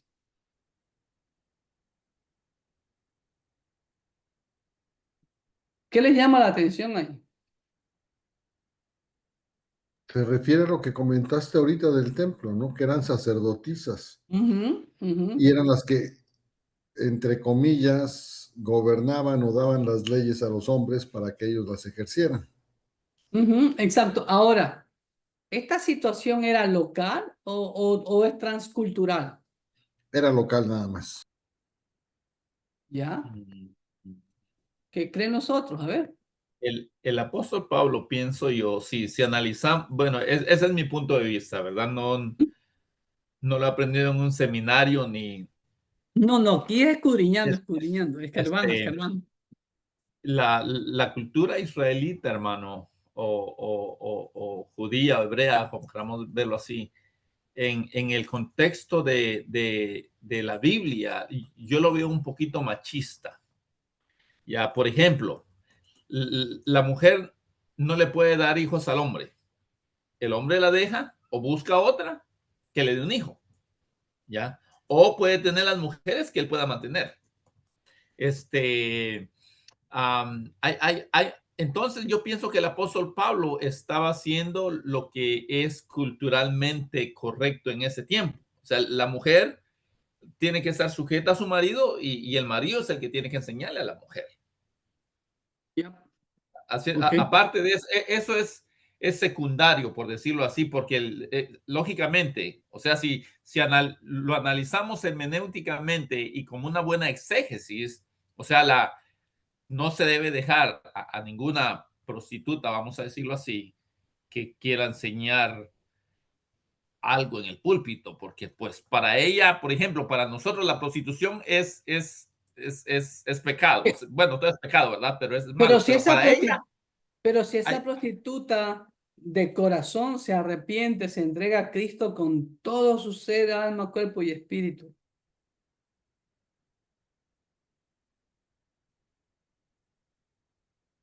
Hermanos, aquí, como les digo, hay que analizar y hacernos la pregunta, ¿por qué Pablo no dice lo mismo en las demás cartas? ¿Por qué solamente aquí y especialmente a Timoteo? ¿Por qué no le dijo eso a las de Corintios? ¿Sí?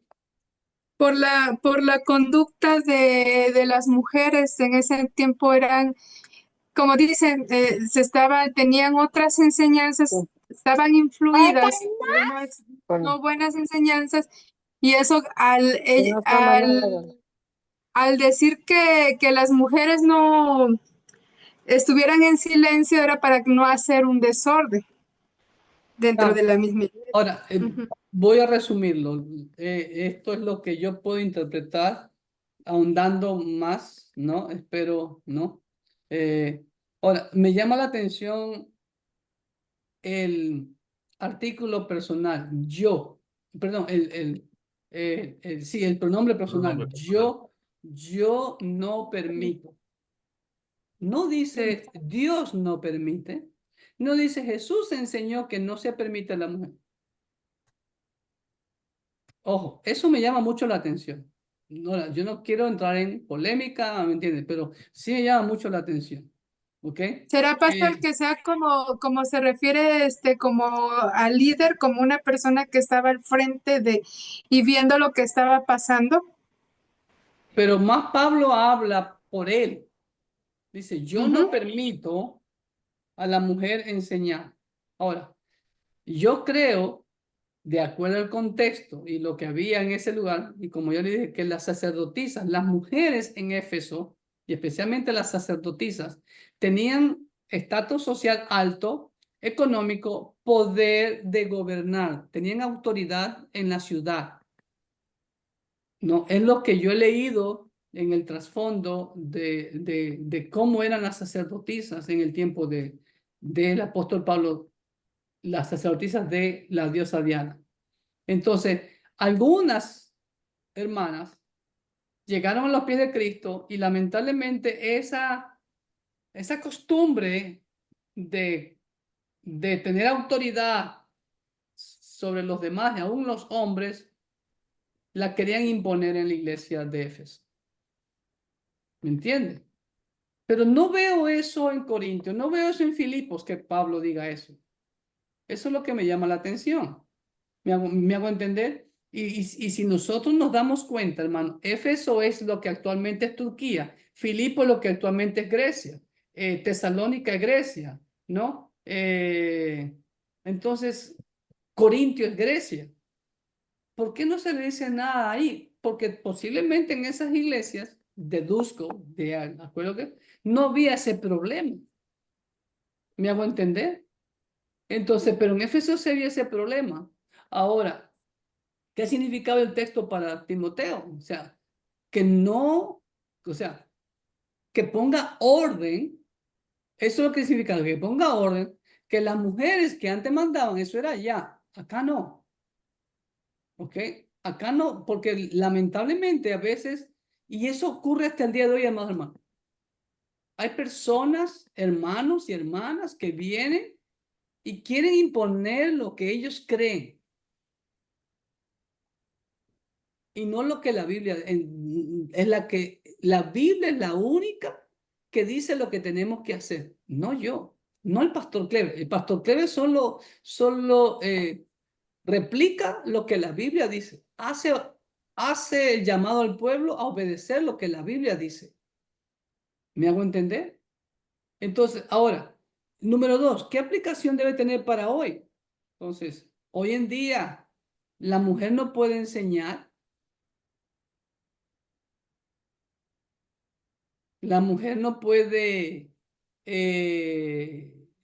por ejemplo, dice maestras de la escuela dominical, no puede haber maestras de solo maestros. Yo me hago una pregunta. En Juan capítulo 4, Jesús tuvo el encuentro con la samaritana. ¿Qué hizo la samaritana luego del encuentro con Jesús? Fue Correr y compartió a las teléfono. demás personas y y fueron a Jesús. Llegaron a Cristo por medio de quién? De la predicación de la samaritana. Una mujer que había tenido 5 maridos, el que tiene ahora no es tu marido. ¿Ok? Otro punto. En el libro de Hechos me dice que Felipe tenía ¿cuántas hijas? Creo que eran 5 o 7 hijas. ¿Y qué eran las hijas? Diaconisas. ¿Ah? Eran diaconisas. No, no existe la palabra diaconisa en la Biblia. Eran profetisas. ¿Y qué eran profetisas? ¿Qué significaba que era profetisa? Llevaban la palabra de Dios al pueblo, ¿no? ¿Te acuerdas de Josías cuando encuentran el rollo? ¿Quién les enseñó a ellos lo que tenían que hacer? La profetisa Hulda. ¿Ah? ¿Se dan cuenta? Hermanos, ¿están conmigo? Sí. ¿Se acuerdan de Priscila y Aquila? ¿Por qué Pablo nombra a Priscila?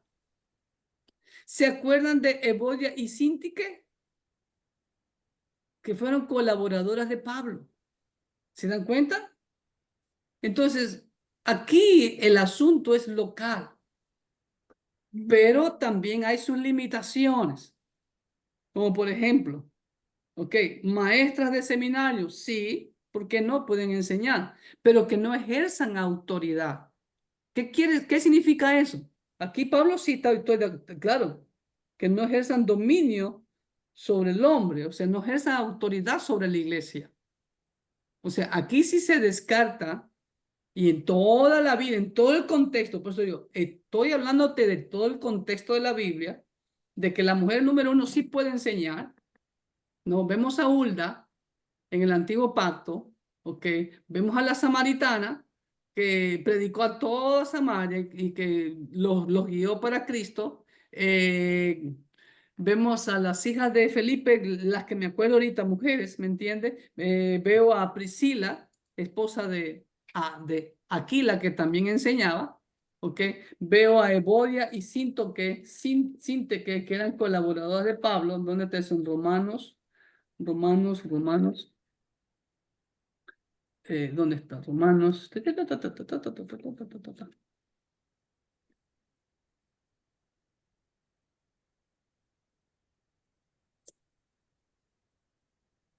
Bueno, por aquí estaba, ¿ok? Ah, y veo algunos otros nombres más por ahí, ¿ok? Entonces, pastor, disculpe, ¿qué implicaciones debe de tener para hoy entonces eso? ¿Ok? ¿Qué implicaciones? Ok, número uno, la mujer no debe ejercer autoridad en la iglesia en el aspecto de liderar la iglesia, porque el concepto de pastora no existe en la Biblia. Ahí sí, ahí pues digo, hay una limitación, ¿ok? Hay una limitación. ¿Y por qué lo digo así? Porque la Biblia en el antiguo pacto no habían sacerdotisas de Jehová, eran solo sacerdotes, hombres, machos, varones, masculinos, ¿ok? En el nuevo pacto vemos claramente la función es de los hombres. Ahora, pero eso no me convierte en machista, porque la mujer sí puede enseñar, la mujer da clases, la mujer puede dar una conferencia, la mujer puede predicar, la mujer es profetiza, puede salir a evangelizar, exhortar, como lo vemos en la Biblia. Puede ser misionera. En pocas palabras, la mujer también es una servidora de Dios, una esclava de Dios. Pero Dios ha puesto los roles como Él ha querido en su soberanía, y Dios ha puesto a un hombre. Por eso, ¿cómo entonces compagino 1 Timoteo 3 los requisitos para el obispo? Que es otra de las preguntas que vienen a continuación. ¿Cuál es la diferencia? ¿Cuáles son los términos obispo, anciano y diácono? Dice, marido de una sola mujer. Si fuera para esa posición para el hombre y la mujer, dijera, ¿no? Casado con un solo cónyuge. ¿No es verdad? Entonces, ahora, pero eso no impide, vuelvo y repito, no impide a la mujer que dé conferencias, ¿me entiende? ¿Ok? Por ejemplo, mi esposa está estudiando con nosotros en seminario, estudió 2 años allá en Mississippi, sacó un certificado, ella da conferencias, ella predica en la iglesia, pero no es la pastora, ¿me entiende? Y el título es el problema, el querer tener no, es ahí, pero la función de apóstol, profeta, sacerdote, como yo sé, somos reyes y sacerdotes, ¿ok? Tenemos que cumplirlas todos. Oiga, pastor, ¿Estamos?